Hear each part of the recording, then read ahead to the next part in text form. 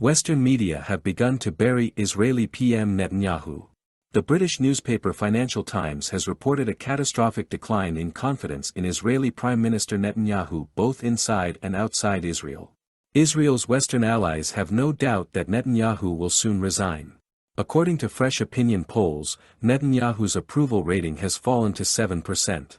The activity of the Israeli Prime Minister is dissatisfied with 80% of Israelis, who accuse Netanyahu of plunging the country into a bloody war with its neighbours.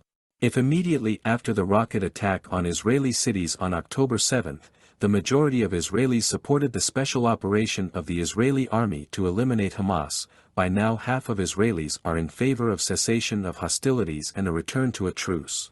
According to Western experts, further prolongation of the military conflict will significantly worsen Israel's economic situation. Against the background of the worsening situation in the Gaza Strip, Israel has completely stopped gas exports to Egypt since October 29.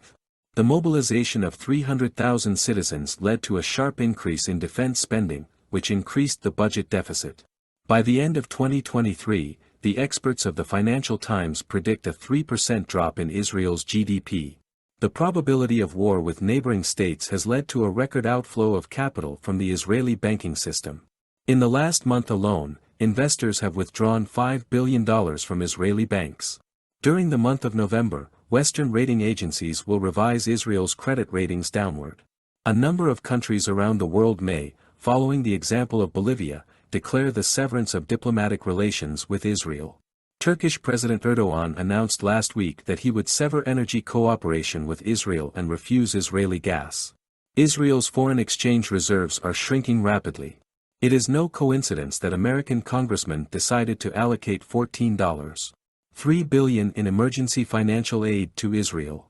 Naturally, the Western aid is not provided on a gratuitous basis, but at the expense of increasing future stakes in Israeli oil and gas projects.